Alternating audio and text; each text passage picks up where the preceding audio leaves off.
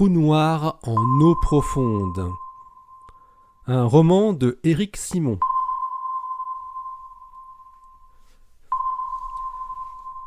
Chapitre 10. 6 avril 2018. Paul restait muet, le téléphone collé à l'oreille, les yeux hagards. Cela faisait 3 jours que personne n'avait réussi à joindre l'équipe du LMT au Mexique. 3 jours sans aucune nouvelle, alors que la campagne devait avoir commencé la veille. 3 jours d'angoisse et de stress. Puis la nouvelle était arrivée sous la forme d'un appel du consulat américain à Puebla. Le minibus qui emmenait l'équipe de Orizaba, où il logeait, jusqu'au sommet du volcan, avait été arrêté par un gang mafieux juste avant la montée. Il venait d'être libéré après des négociations avec la police locale. Il n'y avait aucun blessé, heureusement, mais les autorités de Puebla interdisaient jusqu'à nouvel ordre de se rendre sur le Sierra Negra. Le LMT était l'installation radioastronomique probablement la plus mal située pour ce qui concernait la sécurité de ses utilisateurs. Le Mexique, et l'État de Puebla en particulier, étaient ravagés par l'essor des cartels de narcotrafiquants et de trafiquants en tout genre. La région du parc national de Pico de Orizaba était notamment prisée par les trafiquants de pétrole, qui avaient trouvé une jolie source de revenus sans risque en détournant le pipeline qui passait au pied du Sierra Negra. Mais le Large Millimeter Telescope était aussi l'un des radiotélescopes les plus performants de l'Event Horizon Telescope. Avec sa position suffisamment au sud, il pouvait observer des sources dans le ciel situées dans les 2 hémisphères. La grande antenne faisait 50 mètres de diamètre et pouvait observer dans le domaine des ondes millimétriques et submillimétriques, entre 0,85 et 4 mm, exactement ce qu'il fallait pour imager Sagittarius à étoile. Son altitude de 4600 mètres permettait de plus d'obtenir un ciel très pauvre en vapeur d'eau, ce qui offrait des performances inégalées. Paul Grise avait l'habitude de dire que sans le LMT, l'EHT n'existait pas. La nouvelle qu'il venait d'apprendre disait donc qu'il n'y aurait pas d'Event Horizon Telescope en 2018. Et donc, pas d'image d'horizon de Sagittarius à étoile en vue. Paul était dépité. Heureux que tout le monde soit sain et sauf, mais en colère de devoir subir cet état de fait. Ce que je comprends pas, c'est la phrase où il parle de sous-marins. Tu sais, quand il dit « Quand je pense qu'on va choper les sous-marins de notre copain Xi ». Qu'est-ce que ça veut dire, ça lança Kyle à voix basse. C'est ironique, non ? Ils parlent pas de leur copain. Xi, c'est leur ennemi plutôt, non ? Répondit Cheng en essuyant son assiette. Encore un nom de code avec une lettre grecque ? Qui te dit que c'est une lettre grecque ? Répondit Cheng. Xi, c'est bien une lettre grecque. C'est aussi un nom chinois. Ah ouais, c'est même le nom de notre président. Ah ouais, oui, Xi Jinping, on l'appelle aussi Xi Dada. Ça veut dire tonton Xi. Mais attends, mais c'est peut-être ça. Il parle de sous-marins chinois. Mais quel rapport avec les données de Ice Cube ? Je vois pas là. Non, ça peut pas être ça, ça veut rien dire. Au fait, ça veut dire quoi choper ? Demanda Cheng, qui ne maîtrisait pas encore toutes les subtilités de la langue argotique. Ah, choper, ça veut dire attraper. On peut dire j'ai chopé un rhume. Ou même j'ai chopé cette fille. Pour dire, enfin bon, tu vois ce que je veux dire. Mais moi, je dis jamais ça. Hein. Je vois. Donc, ces types sont en train de faire quelque chose pour attraper des sous-marins d'un ennemi qui s'appelle Xi. Tu sais, en Chine, on a beaucoup de sous-marins. Hein. C'est possible que ce soit ça dont ils parlent.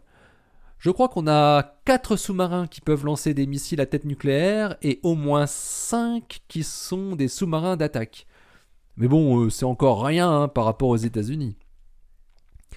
Pourquoi ils auraient besoin des données de Ice Cube pour attraper des sous-marins ? Reprit Kyle. Attraper des sous-marins, en fait, ça veut sans doute dire les détecter. C'est très difficile à détecter un sous-marin, avança Cheng. détecter des sous-marins avec Ice Cube. C'est ça le truc. Mais comment ça serait possible ? Les sous-marins sont à propulsion nucléaire et ils produisent bien des neutrinos, non ?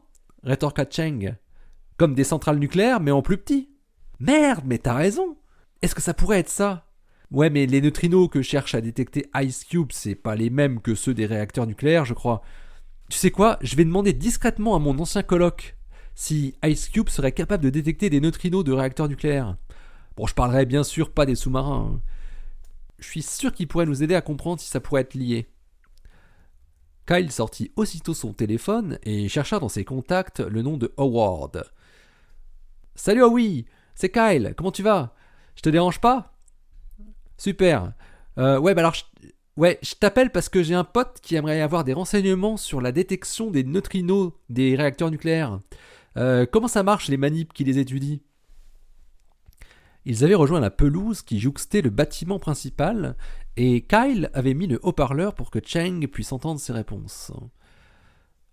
D'abord, à proximité des réacteurs, c'est pas des neutrinos qu'on peut détecter en grande majorité, mais plutôt des antineutrinos. C'est ceux qui sont produits quand les produits de fission se désintègrent par radioactivité β-. Si tu te souviens, c'est quand un neutron se transforme en proton. Il émet un électron et un antineutrino électronique. Eh bien, pour détecter ces antineutrinos, on utilise le processus inverse de cette radioactivité β-. On fait interagir l'antineutrino avec un proton du noyau atomique. Le proton absorbe l'antineutrino et se transforme en neutron, en libérant un positron, un antiélectron. Tu me suis toujours ? Oui, continue, je note tout. Le matériau cible de ce type de détecteur, c'est l'eau. Le positron émis va produire un rayonnement Cherenkov dans l'eau qui est détectable par des photomultiplicateurs. Mais quand l'interaction se passe sur un atome d'hydrogène, cette réaction voit également apparaître un neutron. Et qui dit neutron dans un milieu hydrogéné dit ralentissement par collision successive suivi d'une capture radiative. Le noyau d'hydrogène a en effet une probabilité non nulle de capturer le neutron pour former du deutérium en émettant simultanément un photon gamma de 2m22 qui peut créer à son tour des électrons et des positrons détectables. Mais comme le neutron met un peu de temps avant de ralentir suffisamment pour être capturé, le petit flash qu'il produit indirectement est décalé temporellement par rapport au flash initial qui est engendré par le premier positron, de quelques microsecondes. Un antineutrino de réacteur doit donc produire un double flash de lumière Cherenkov, alors qu'un neutrino du Soleil, par exemple, va produire un seul flash dans ce genre de détecteur. Et pour augmenter le second flash, qui est quand même très faible, on ajoute du gadolinium dans l'eau pour que la capture radiative soit plus efficace qu'avec l'hydrogène, et pour qu'elle produise plus de photons gamma, et donc plus de signal Cherenkov au final. Parce que les noyaux de gadolinium émettent une foultitude de photons gamma en cascade au moment de leur capture d'un neutron. Avec des photons qui peuvent atteindre 6,75 MeV dans le cas du gadolinium 157. L'idée du gadolinium, c'est assez récent mais hyper prometteuse.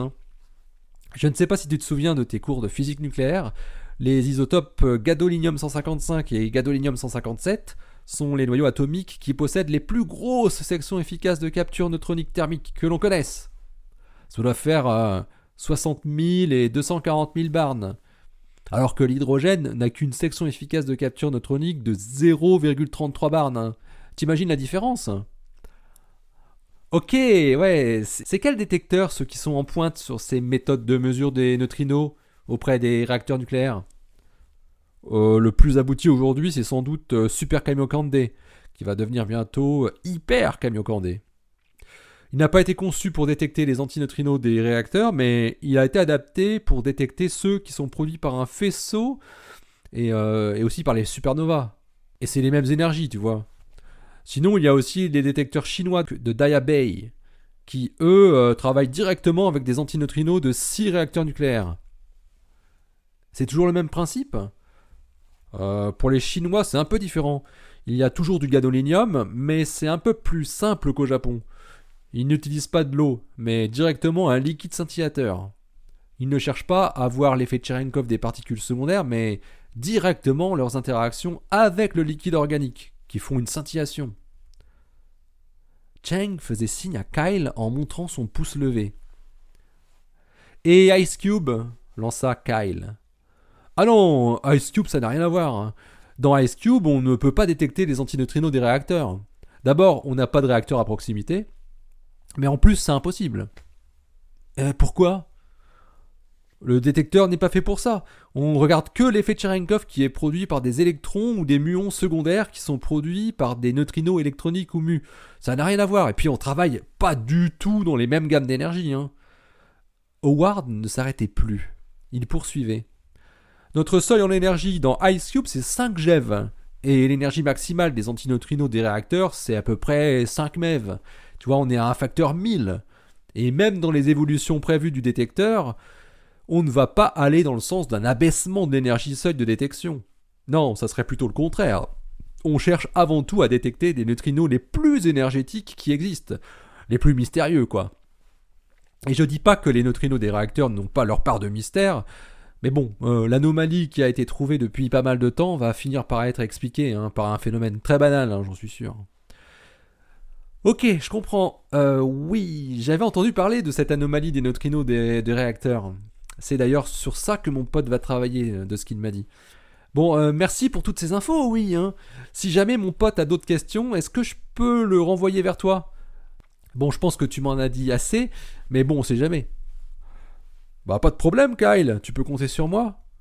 Tu peux lui filer mon numéro ou mon mail, pas de souci. Super, merci encore. À plus. Kyle raccrocha. Alors, t'en dis quoi ? Ben, on s'est gouré, répondit le jeune chinois. C'est pas du tout ce qu'on croyait.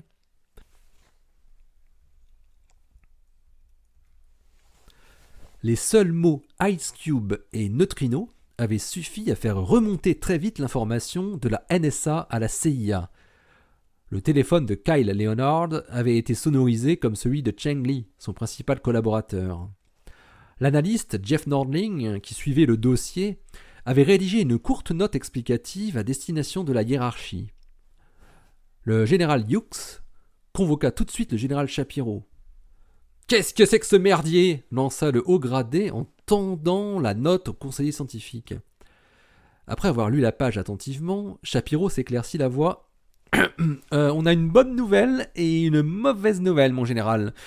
La mauvaise, c'est que ces petits jeunes sont en train de chercher l'origine de ce qu'ils ont capté, et ils vont peut-être finir par trouver. Et la bonne, c'est qu'ils étaient tout près, mais maintenant ils s'en éloignent. Ce que je vois surtout, c'est que toute cette opération n'a servi à rien du tout. Vous avez un spécialiste qui explique clairement qu'on n'avait aucune chance de détecter ces foutus sous-marins chinois et russes avec votre cube de glace au pôle sud. Excusez-moi, mon général, mais ça, c'est aussi une bonne nouvelle. Quand l'analyse des données qu'on a terminée il y a 8 mois n'avait rien donné de probant, on pouvait encore avoir un doute sur l'efficacité de la méthode. Mais maintenant, on sait pourquoi on n'avait rien vu. Non mais vous vous foutez de moi, Shapiro. Vous m'avez pondu un rapport d'expert il y a 1 an qui disait explicitement que ça marcherait. Après l'opération et l'analyse des données, vous me disiez que ça n'avait rien donné, blablabla, blablabla. Et maintenant, vous venez me dire qu'on vient de comprendre pourquoi, alors qu'il suffisait juste de demander à un étudiant de Fermilab et il vous aurait tout de suite expliqué que c'était impossible. J'ai fait confiance à un grand spécialiste des neutrinos, Peter Conway de la National Geospatial Intelligence Agency. Vous m'excuserez d'avoir considéré que c'était plus pertinent que de faire appel à un étudiant. Ah bah la preuve, un beau résultat. Et ça a été analysé aussi à la NGA. Ah, ils sont forts les mecs là-dedans, Ah, c'est des spécialistes aussi ? Ça fait peur, éructa le général Hughes. Je crois que les données étaient secret défense. Ils ne savaient pas d'où elles venaient, répondit Shapiro. Ouais, évidemment. Maintenant, on a claqué quelques centaines de milliers de dollars pour rien, et Vanilla est en passe d'être découverte. En plus, des infos ont fuité vers la Chine et peut-être vers l'Europe. Vous nous avez mis dans une belle mouise avec votre Conway. Je vais le faire virer immédiatement. Il n'a plus rien à faire à la NGA, ce minable. Mon général, Peter Conway n'est plus à la NGA. Il a pris sa retraite en juin dernier, peu de temps avant les résultats négatifs de l'opération. Hughes fixa Shapiro avec des yeux mi-clos que cachaient presque ses sourcils broussailleux. Magnifique! Vous saviez qu'il était sur le point de partir quand vous lui avez demandé ce rapport? Demanda Hughes. Non, mon général. Mais quelle idée de demander un rapport d'expertise à quelqu'un qui n'en a plus rien à foutre! Et qui vous dit que les Chinois ne lui payent pas une retraite dorée? Au fait, vous pensez toujours que les Chinois sont en train de développer leur système de détection et qu'il faut les doubler? Oui, mon général. On sait maintenant avec certitude quelle technologie doit être utilisée. Ce n'est pas la méthode par rayonnement de Cherenkov, mais celle par scintillation liquide dopée au gadolinium. Le modèle à suivre est le détecteur de Daya Bay. M'embrouillez pas avec vos termes techniques, je m'en fous, je veux des résultats. Si les Chinois sont sur le point de détecter nos sous-marins, on doit être capable d'en faire de même. Vous vous démerdez. Vous allez me chercher nos meilleurs spécialistes où vous voulez, mais pas des vieux losers comme votre Conway. Et vous me proposez une solution qui fonctionne le plus vite possible. Et je peux vous assurer que si on entend à nouveau parler de Vanilla, toute la responsabilité retombera sur vous. C'est compris, général Shapiro? 5 sur 5, mon général. Faut que je fasse disparaître définitivement cette opération, moi, maintenant. Et je ne suis pas sûr qu'on y arrive, étant donné la configuration. Même si cette note dit que c'est en cours. Dommage pour vous, Shapiro.